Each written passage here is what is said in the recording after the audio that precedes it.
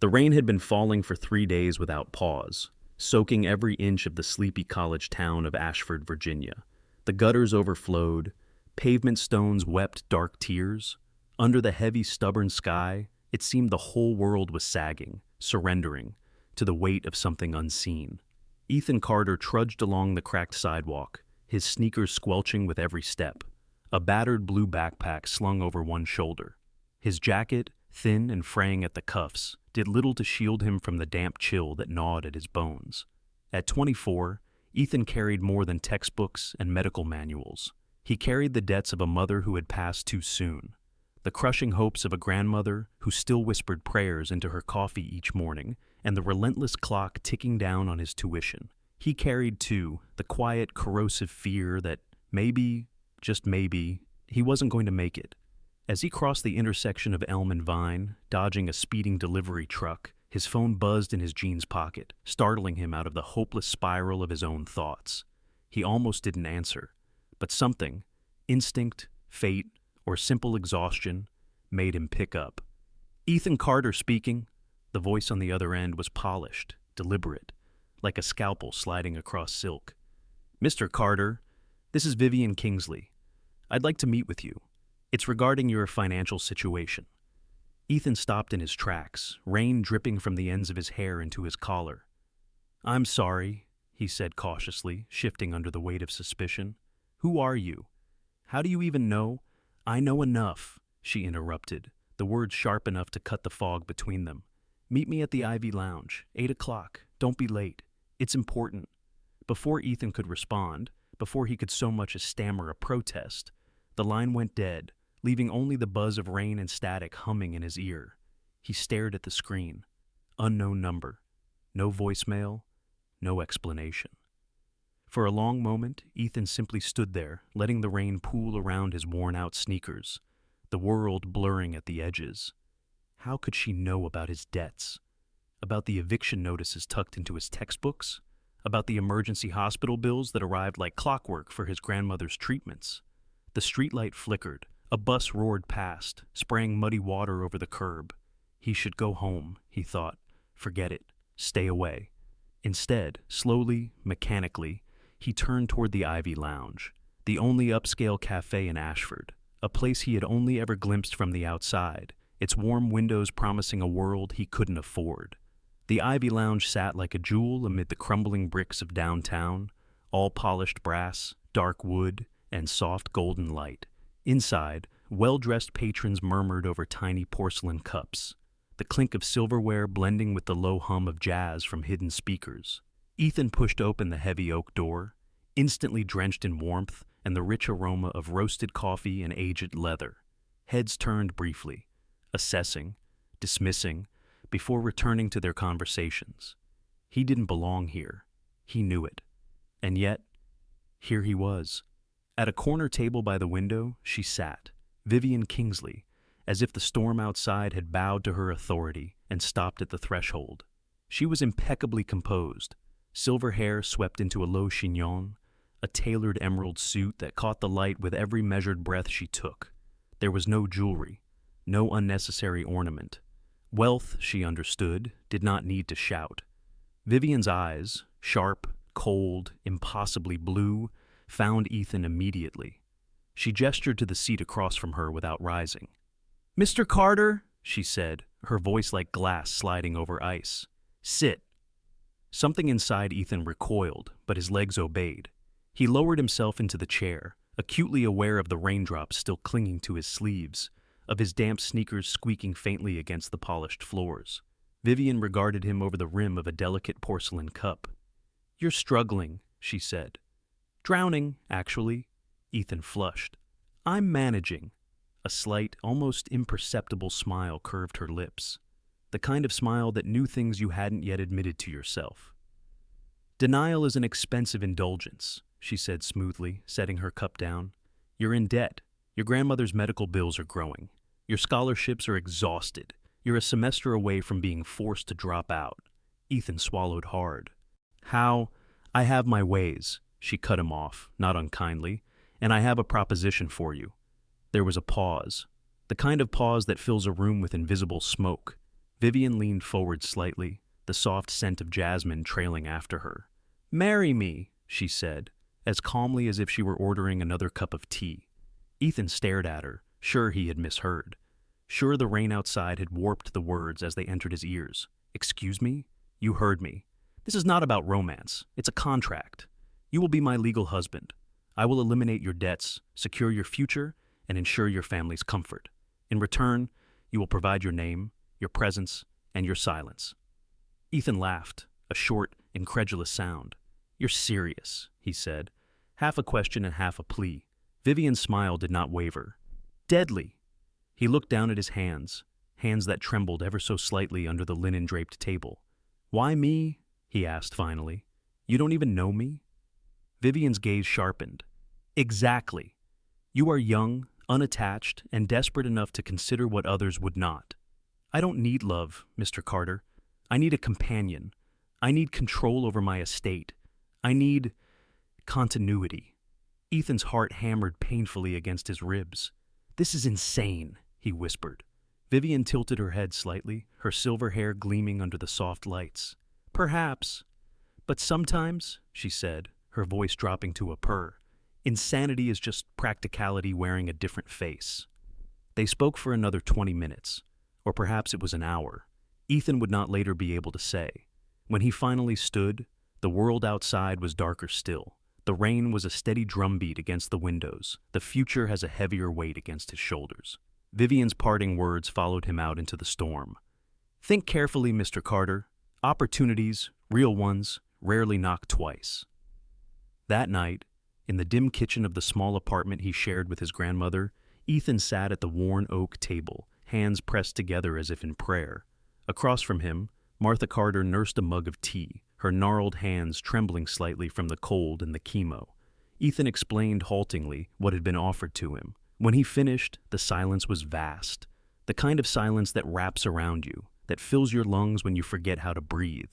Finally, Martha spoke, her voice soft but unyielding. "It's not about what you want, Ethan. It's about what you can live with." He stared at her, the knot in his chest pulling tighter. "You're asking me to marry a stranger, a woman almost 3 times my age, for money." Martha's eyes glistened, but she did not cry. "I'm asking you," she said, "to survive." Outside, the rain never stopped, and deep in Ethan Carter's chest, something shifted, something that would not shift back. The next morning, the rain had softened into a mist, but Ashford still wore its gray like a second skin. Ethan stood at the window of the tiny living room, watching water bead and slide down the cracked glass. Behind him, the apartment buzzed with small signs of life. His grandmother boiling water for oatmeal, the radio whispering an old Ella Fitzgerald tune. Yet, in Ethan's chest, there was only stillness, a heavy, deliberating kind of stillness, like standing before a cliff and wondering if you were meant to fall or fly. He turned away from the window. His mind kept replaying Vivian Kingsley's offer, her cool certainty, her unapologetic terms. Marry me, clear your debts, secure your future. It sounded transactional, clinical, but was it survival or surrender? Martha, sensing the storm inside him, simply touched his arm as he passed. "Whatever you choose, Ethan," she said, "choose it for yourself. Not for guilt, not for fear." He didn't remember walking to the Ivy Lounge, only the sensation of the mist soaking through his thin hoodie and the steady drum of his heart pounding louder than the traffic. Inside, the same warm light embraced him, but this time it felt like a trap disguised as comfort. Vivian was already there. She didn't rise to greet him. She didn't need to. She was dressed today in a slate-gray suit, understated but lethal, like the final word in an argument you didn't know you were having. Without looking up from the tablet resting before her, she said, "You've decided." It wasn't a question. Ethan pulled out the chair, sat, felt the trap closing, delicate and irreversible. "I'll do it," he said. Vivian set the tablet down with a faint click, her hands folding gracefully atop it. There was no triumph in her smile, only something colder, something like inevitability. "Good. We'll arrange the necessary paperwork immediately." In the days that followed, Ethan moved through a strange haze. Vivian's lawyers called. Papers arrived, thick with legal jargon and stipulations. Confidentiality clauses, prenuptial agreements, property rights, everything was ordered, efficient, inescapable. There were no engagement announcements, no champagne toasts, no smiling photographs, only signatures and deadlines and the hollow scrape of a pen across paper. At night, Ethan lay awake, staring at the peeling ceiling of the apartment, listening to his grandmother's soft coughs down the hall. He tried to imagine what his mother would have said. She would have fought it, he thought, fought it until the walls caved in. And yet, wasn't that the problem? Fighting had cost her everything. Maybe survival wasn't about fighting. Maybe survival was about endurance. The morning of the ceremony arrived quietly, without fanfare, no tuxedo, no grand church, no guests. Just Ethan, stuffed into a dark blue suit Vivian had arranged for him, sharp, expensive, and fitting a little too tightly at the throat, standing in front of a county judge whose face already blurred in his memory. Vivian wore a tailored navy dress, simple, elegant, timeless. There were no flowers, no vows, no rings, just an exchange of paperwork, just the binding of names. When the judge finally declared them husband and wife, Ethan heard the words without feeling them. They clung to the air like the mist outside, persistent, unavoidable. Vivian turned to him, offering her hand. He took it, cold and dry on his own. "Welcome to your new life, Mr. Carter," she said. There was a strange glint in her eyes, not quite victory, not quite satisfaction. Something darker, something that made the hair on Ethan's arms rise under the fine wool of his suit. As they stepped out of the courthouse into the silver drizzle, Ethan caught his reflection in a puddle by the curb.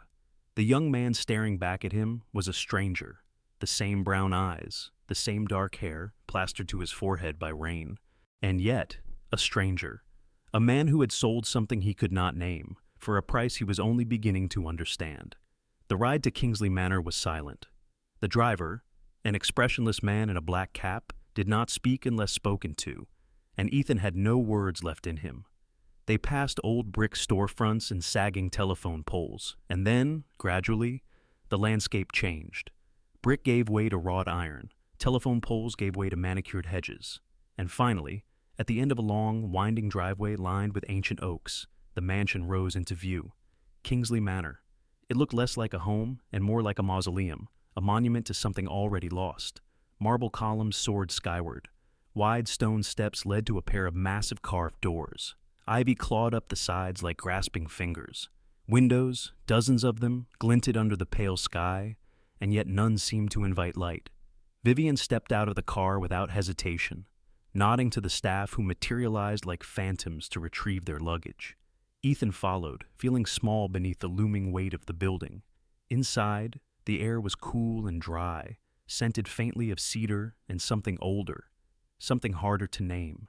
Vivian's heels clicked sharply against the marble as she led him through a grand foyer dominated by a sweeping staircase. On the walls, oil paintings of long-dead Kingsleys watched in silence. Vivian turned briefly, her expression unreadable. "You'll find your quarters upstairs, to the left. Dinner is at 7. Punctuality is expected." Ethan nodded mutely, his throat tight. He followed a silent housekeeper up the sweeping staircase. His suitcase, the only thing he owned now that wasn't entangled in Vivian's contract, rattled behind him. The room assigned to him was beautiful in the cold, distant way of a museum exhibit. A massive bed dominated the space, framed by floor-to-ceiling windows that overlooked gardens trimmed with merciless precision. An antique writing desk stood by the fireplace, its surface gleaming with a recent polish. But there were no photographs, no clutter, no sign that anyone had ever lived here or ever would. Ethan dropped his backpack onto the bed. For a long moment, he stood in the center of the room, rain misting the windows beyond, the silence pressing against him like a second skin. He realized, with a slow, painful clarity, that he had not entered a marriage. He had entered a contract, a transaction, a gilded cage. And somewhere deep in the marrow of his bones, Ethan Carter knew. The rain hadn't stopped. It had just moved inside. The sun never truly rose the next morning. Instead, a bruised gray light filtered through the windows of Kingsley Manor, dim and listless, as if even the day itself hesitated to set foot inside. Ethan sat at the edge of the massive bed, buttoning the crisp white shirt laid out for him. The fabric smelled faintly of lavender and starch, impersonal, prepared. He moved mechanically as if he were still trapped inside a dream he hadn't consented to, or perhaps not a dream at all, but something colder, a calculation made real. Today was the formal signing ceremony at the estate, a private affair, meant to finalize the last few legal threads of the marriage contract. Vivian Kingsley insisted on precision in all things, and today, Ethan Carter would learn just how precise and how permanent her version of a husband truly was. The drawing room was a study in old wealth. Dark paneled walls, gleaming mahogany furniture, heavy velvet curtains drawn tightly against the dreary light outside. Vivian waited at a long oak table, already impeccably composed in a deep charcoal dress, her silver hair pinned back like a crown. Two men, her personal attorney and a notary public, stood by her side, briefcases snapped open, documents neatly stacked. Ethan hesitated at the threshold. Vivian's eyes flicked to him, a small, deliberate glance, and he understood. Come in, sign your name, seal your fate. He crossed the room, feeling the weight of 100 invisible eyes, portraits on the walls, the past watching. Vivian didn't smile. She simply gestured toward the chair beside her. Mr. Carter, she said smoothly, shall we begin? It took less than an hour. Sign here, initial here, agree here, clause after clause, line after line. The ink bound him to a future that no longer entirely belonged to him. The notary's pen scratched across the paper, like the whisper of a guillotine. At the end, Vivian placed her hand lightly over his. It was the first time she had touched him outside of formal necessity. Congratulations, she said, her voice low and without inflection. You're now a Kingsley. Ethan looked down at the simple platinum band she slid onto his left ring finger. It felt heavy, foreign, like a manacle disguised as a promise. That evening, dinner was served in the formal dining hall, a cavernous room with a table long enough to seat 30 guests, though tonight there were only 2. Vivian sat at one end. Ethan sat at the other. The empty chairs between them stretched like a canyon carved by time and secrets. Candles flickered in massive silver holders. The food, prepared by unseen hands, was immaculate. Roasted duck glazed with honey and herbs, truffled risotto, and gleaming fruits arranged in impossible symmetry. But every bite tasted like ash in Ethan's mouth. Vivian ate with surgical precision. Every movement was economical and practiced. She barely looked at him. You'll find life here runs on a schedule, she said, sipping from a crystal glass of water. Breakfast at 8, lunch at 1, dinner at 7. Punctuality, Mr. Carter, is not a courtesy. It is a requirement. Ethan nodded stiffly. He could feel the mansion itself breathing around him, a slow, patient inhale as if measuring his worth. Halfway through the meal, Ethan broke the silence. You didn't mention much about your late husband. Vivian's knife paused mid-cut. For a moment, the only sound was the soft crackle of the fireplace. She set her utensils down with precision, dabbing at her mouth with a linen napkin. He was a man of ambition, she said finally, not unlike your mother. There was an edge to her words, a blade so sharp it was almost invisible. Ethan felt it cut, though he didn't understand why. Their paths crossed, Vivian continued, her tone casual but weighted. And as you might imagine, not all encounters end well. Later that night, Ethan wandered the halls of the manor. The house was too quiet, the kind of quiet that magnified every creak of floorboards, every sigh of the old walls.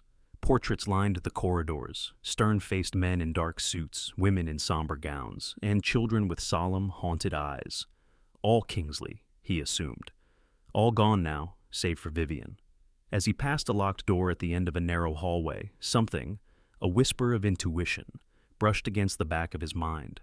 The brass handle gleamed under the faint moonlight filtering through the high windows. Ethan reached out and tested it. Locked. He moved on, but the unease remained, a low thrum beneath his ribs. In the coming days, the pattern solidified. Breakfast, isolation, lunch, silence, dinner. Vivian's polite glacial conversation. Small talk stitched together with invisible barbs. Staff moved like ghosts, avoiding his eyes, speaking only when spoken to. Doors remained locked. Phone calls were monitored. The manor was beautiful, and it was a prison. Ethan began to realize he was not a husband. He was a piece of furniture, a legal name stitched to a fading empire. And somewhere, deep within the maze of stone and velvet and marble, lay a secret that had nothing to do with companionship, and everything to do with control. Each night, as he lay in the cavernous bed staring up at the cracked plaster ceiling, Ethan Carter asked himself, how deep does this go? And what, exactly, have I married into? The rain continued outside, endless and patient. Inside Kingsley Manor, a different kind of storm was brewing, one that no umbrella could shield against. The days folded into each other inside Kingsley Manor, indistinguishable in their hollow perfection. Every morning, a silent maid left fresh clothes outside Ethan's door. Every meal arrived on the dot, prepared with exquisite skill but carrying no warmth. Every hallway stretched endlessly, lined with the stares of long-dead ancestors whose oil-painted eyes seemed almost to follow him. And always, there were the locked doors.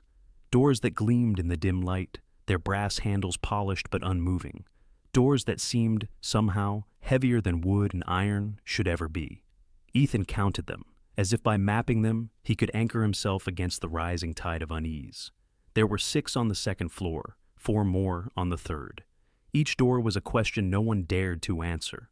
It wasn't just the doors, it was the way the staff moved, quick, precise, careful, never to linger.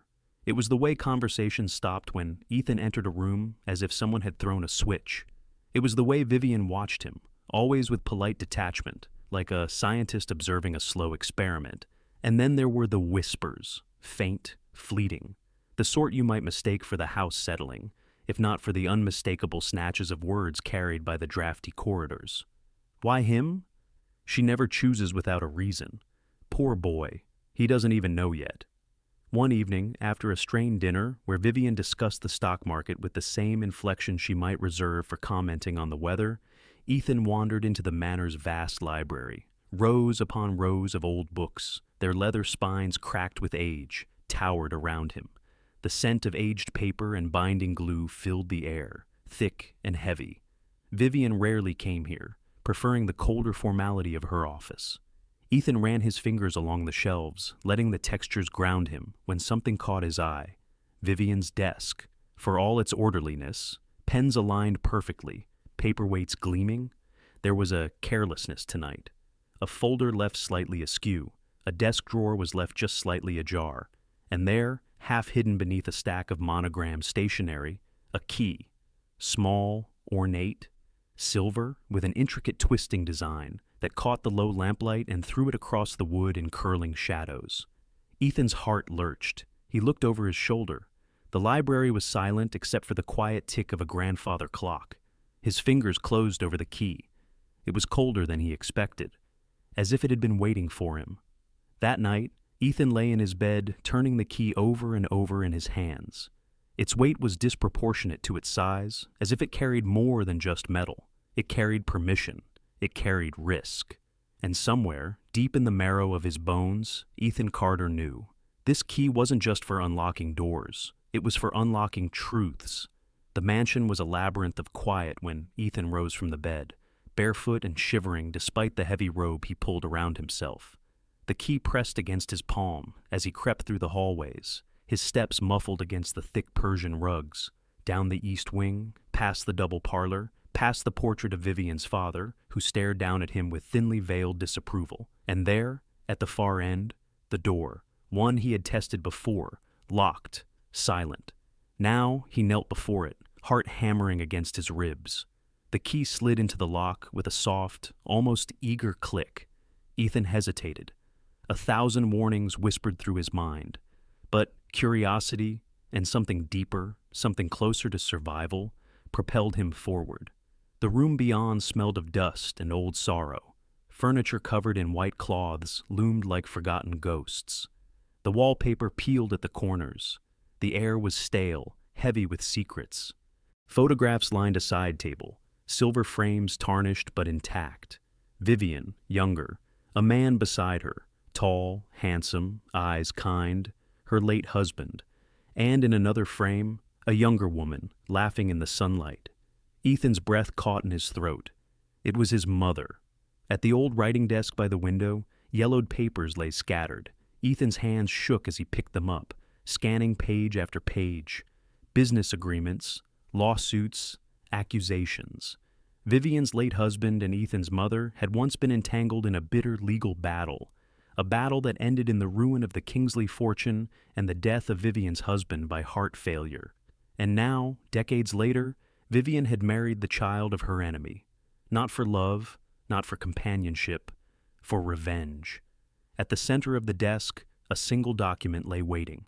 A marriage license. Signed, sealed, Vivian Kingsley, Ethan Carter.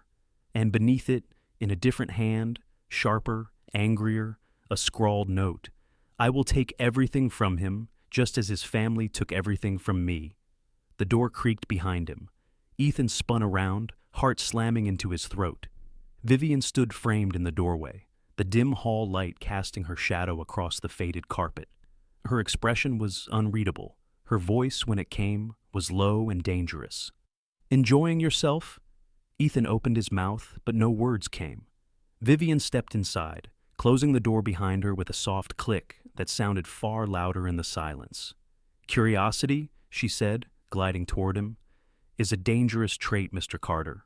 He clutched the papers instinctively to his chest. Why? He demanded, his voice hoarse. Why drag me into this? Vivian's eyes were colder than the winter rain. Because you are your mother's son, she said simply. And debt, she added, smoothing an invisible wrinkle from her sleeve, is a family trait. The words echoed in the stale, dust-laden air. Because you are your mother's son. Vivian's voice carried no anger, no passion, only the finality of a judge passing sentence.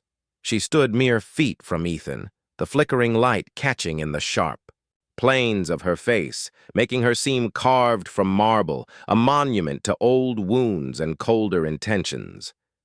For a long moment, neither of them moved. Then, without another word, Vivian turned on her heel and disappeared down the corridor, her footsteps muffled against the heavy rugs. The door clicked shut behind her. Leaving Ethan alone in the room, time had forgotten. He turned back to the desk, breathing hard. The marriage license still trembled in his hands. Beneath it, partially, hidden under a faded map of the estate, he found something else. An old, cracked leather journal. Its spine was worn, its pages yellowed at the edges. The initials VK were embossed on the cover, barely visible anymore. Ethan hesitated, heart hammering. If there was ever going to be truth in this house, it was in here. Slowly, he opened the journal. The handwriting inside was neat and deliberate, but tightened in places where the words pressed harder into the paper, as if rage had leaked through the ink. The earliest entries were mundane, notes about charity events, property transactions, and society dinners. But as the pages turned, the tone darkened. Vivian wrote of her husband's collapse after losing everything in the real estate scandal, of watching him wither under the shame, of burying him in a rainstorm so much like the one Ethan had walked through to reach her, of her hatred for the woman she blamed, the woman who had once been her friend, Ethan's mother. And then, the final entries, chilling in their clarity, frightening in their calculation. They left me nothing, but a name and a memory. I will not let it end this way. Their legacy will become my prison unless I destroy it first. I will take the son as they took my husband. I will bind him, own him, erase him. And when I am gone, he will carry my mark forever. Ethan closed the journal with trembling hands. The room around him, the dust, the faded photographs, the heavy curtains, seemed to lean closer, suffocating. Vivian hadn't married him out of loneliness. She had married him out of vengeance. He wasn't a husband. He wasn't even a person to her. He was a debt payment, flesh and blood collateral for crimes he hadn't committed. Ethan stumbled from the forgotten room. The journal clutched to his chest like a talisman, The hallway seemed to spin around him, the portraits sneering from their frames. He made it back to his quarters, locking the door behind him. Only then did he allow himself to collapse against the bed, sliding to the floor. The key still burned cold in his pocket. The ink of Vivian's journal seemed to bleed into his hands. And for the first time since stepping into Kingsley Manor, Ethan understood. He wasn't living a new life. He was living someone else's revenge fantasy, and it had only just begun. Later that night, sleep eluded him. He sat by the window, watching the rain lace the glass with trembling lines. Vivian's voice whispered in his memory over and over, "Debt is a family trait." But if she thought he would simply accept it, if she thought he would wear the chains she forged for him without protest, she had underestimated something vital, something she had never been able to see. Resilience. Fire. The stubborn, reckless hope that lived in him despite everything. The same traits that had once made his mother impossible to destroy. The door to his room rattled softly at one point. A test. A warning. A reminder that Vivian owned the house, the rules, and by legal contract, him. But Ethan didn't move, didn't open the door, didn't speak. Instead, he sat perfectly still, the rain tracing maps across the window, mapping a way out. He had yet to find. Somewhere in the labyrinth of Kingsley Manor, Vivian waited. Not for apologies, not for rebellion. She waited for Ethan to crumble, to accept the cage with gratitude. But Ethan Carter, for all his debts, for all his mistakes, for all the paper-thin lines that divided duty from survival, was not ready to be erased, not yet. The next morning, the rain had finally stopped, but the sky over Ashford remained the color of old pewter, thick and heavy, as if it mourned something it could not name. Inside Kingsley Manor, however, the storm was just beginning. Ethan dressed carefully, his every movement deliberate and measured. He wore a charcoal suit from the wardrobe Vivian's staff had provided, the fabric whispering against his skin like a warning. Every thread felt like it belonged to her, a soft reminder of ownership stitched into every seam. The journal was hidden, wrapped tightly inside his mattress, beyond where casual searches would find it. The key he kept around his neck now, strung on a cord beneath his shirt. Small acts of defiance. Tiny rebellions. But rebellion, he knew, had a cost. And soon, Vivian would demand her payment. Breakfast was a ritual in the manor, a silent chess game played over silver service and imported teas. Vivian sat at the head of the long table, her posture impeccable, her icy blue gaze sharper than any blade. Ethan took his place opposite her. Their conversation, if it could be called that, was limited to the most sterile topics. The weather, the state of the market, the quality of the chef's soufflé. But beneath the surface of each word, a second conversation buzzed. What do you know? What are you planning? How much longer will you stay obedient? Vivian's smile was pleasant.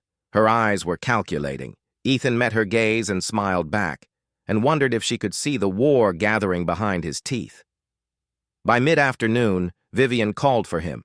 He found her in the conservatory, a soaring, glass room tangled with dying ivy and pale winter roses. She was pruning a withered shrub, the silver shears flashing like tiny guillotines in her hands. Without looking up, she spoke. "You've been exploring."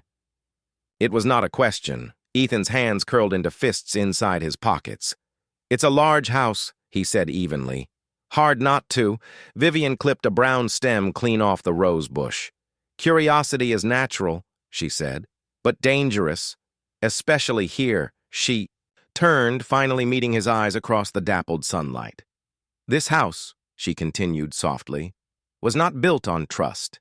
It was built on loyalty, blind loyalty." Ethan swallowed back the 1,000 things he wanted to say, about contracts signed under false pretenses, about vengeance disguised as legality, about the rot at the heart of everything she had created. Instead, he only nodded. Vivian smiled. That faint, closed-lipped smile that always made his skin crawl. "Good," she said, laying the shears on the table.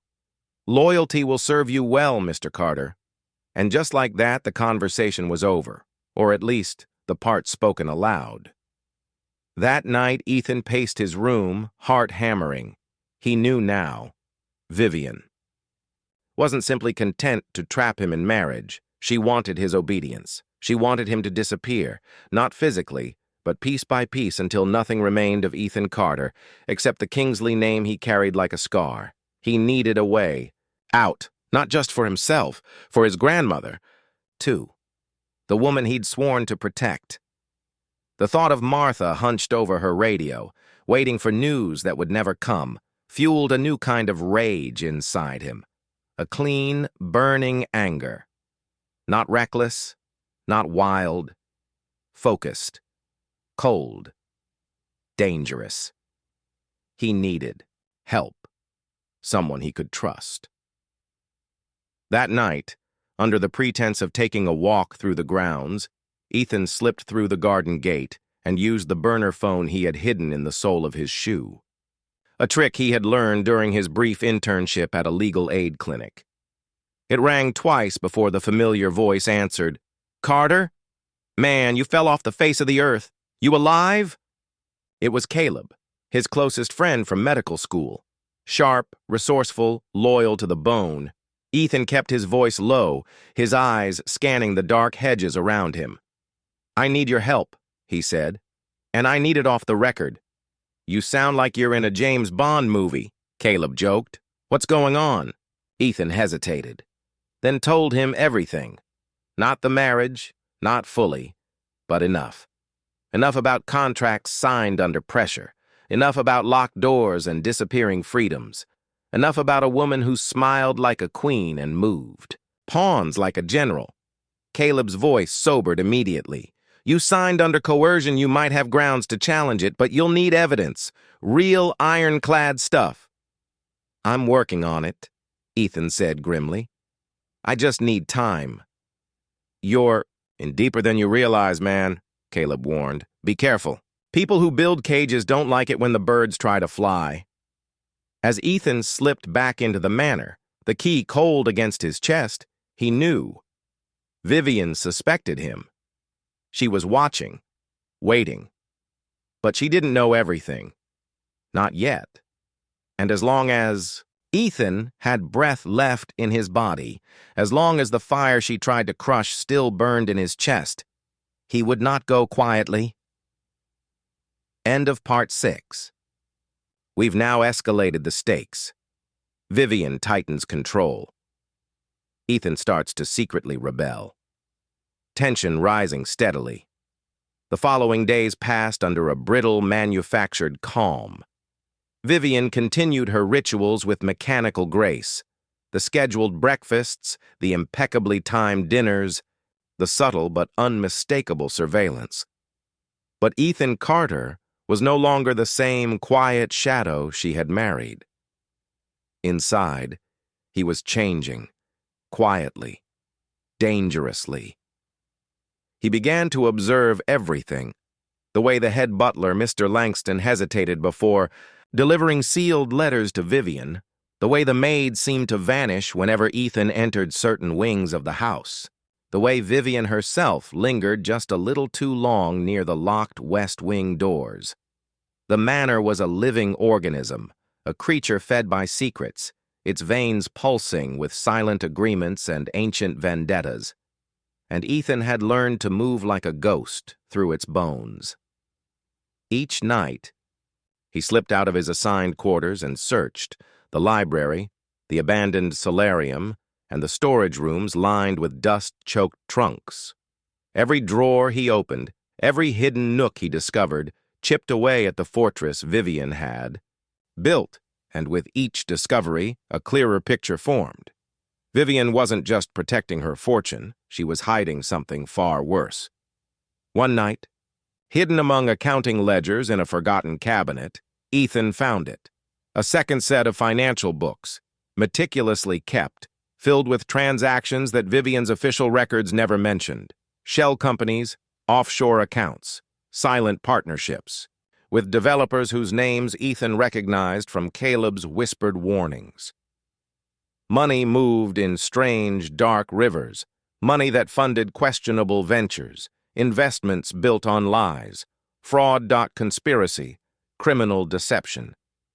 Ethan sat back on the dusty floor, the heavy ledger balanced on his knees, his pulse roared in his ears.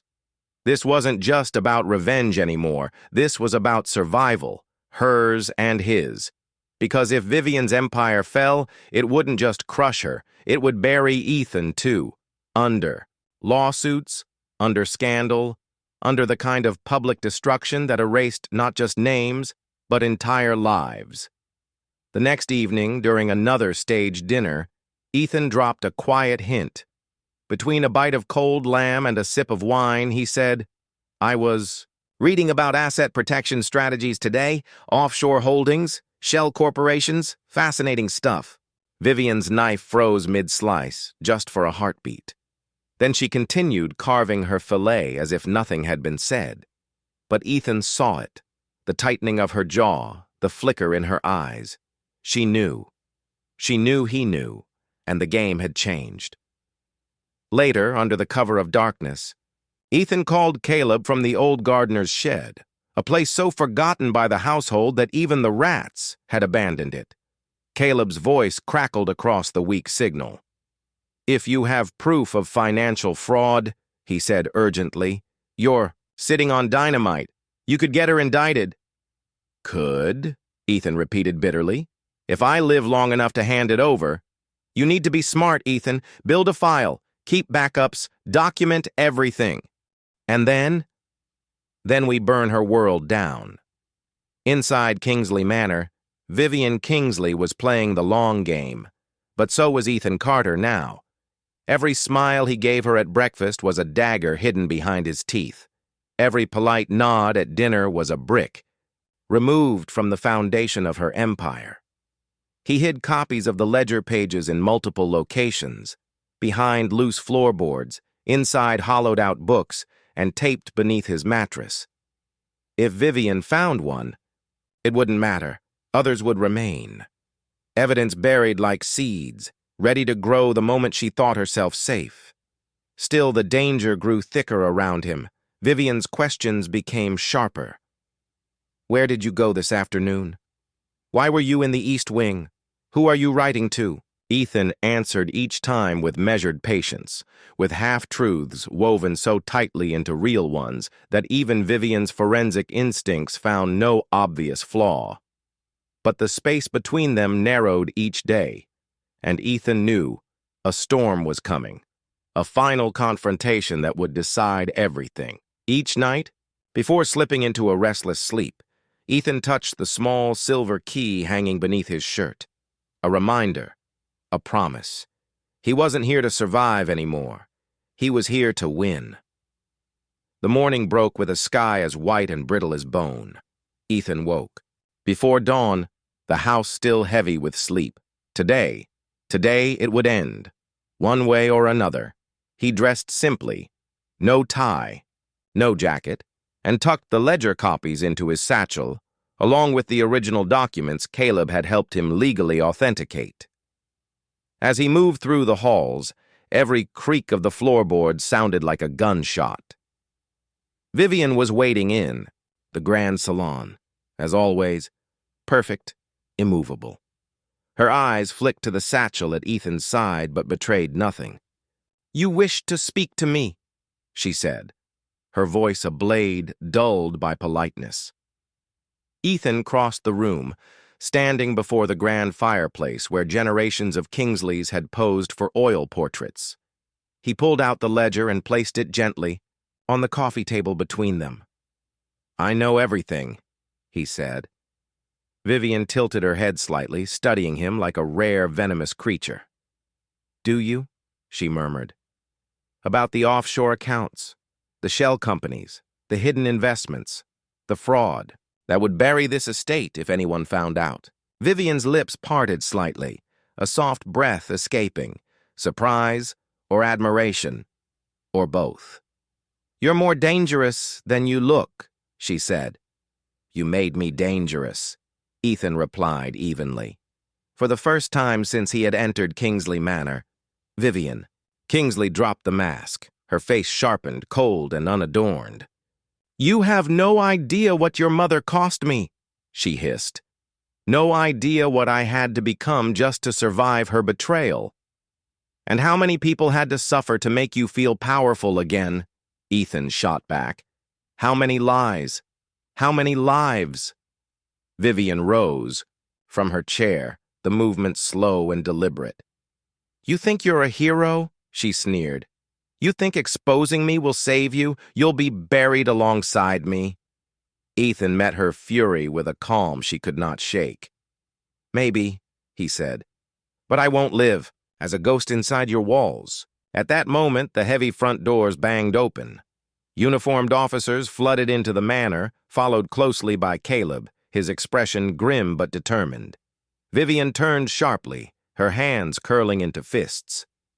"Vivian Kingsley," the lead officer said, voice cold and clear, "you are under arrest for conspiracy to commit fraud, financial misconduct, and obstruction of justice." Vivian's gaze burned holes into Ethan's skin. "You think you've won," she said, voice shaking with restrained fury. "But revenge," she whispered, stepping forward in handcuffs, "is a cage you never leave." Ethan said nothing as they led her away, only watched. Watched the queen fall from her crumbling throne. Watched the empire built on hate collapse into dust. The rain began again as the police car pulled away. Soft, steady, washing the blood from old stones. The days after Vivian's arrest unfolded in strange, hollow quiet.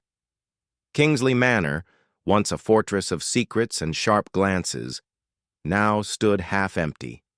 The servants disappeared. The heavy front doors stayed shut. The walls, which once seemed to listen, now only echoed with their own emptiness. Ethan remained, tied not by contract anymore, but by unfinished business. He sat alone in the grand library, the ledgers and documents spread out before him like battle plans, abandoned after a war. There was no satisfaction in victory, no thrill, only the heavy ache of knowing how much had been lost and how much had been twisted beyond repair. It was Mr. Langston, the aging head butler, who delivered the letter. He appeared at the library doorway, his thin frame almost swallowed by the size of the room. Without speaking, he held out an envelope, thick, cream-colored, sealed with wax bearing the Kingsley crest. "She left it for you," Langston said quietly. "Said you'd know when to read it." Ethan hesitated before taking it. The paper was cold against his fingers, heavy, final. He waited until nightfall before opening it. Sitting by the library's massive fireplace, he broke the seal with a shaking hand and unfolded the pages. Vivian's handwriting, so sharp and controlled, filled the letter. "Ethan, I once believed that revenge would cleanse the ruins left behind by your mother. I thought if I could tie you to this house, this name, I could balance the scales of what was. Stolen from me, I see now revenge is its own prison. It consumed me long before you ever stepped through my door. You, Ethan Carter, are not your mother's sins. You are not your family's debts. You are your own. In your stubborn defiance, in your refusal to disappear, you reminded me of what I lost long ago: hope. I leave Kingsley Manor to you, not as a weapon, but as a blank page. Use it well, or burn it down. Either way, be free. Vivian Kingsley." When Ethan finished reading, he sat in silence for a long time. The fire cracked and popped beside him. The rain tapped softly against the windows.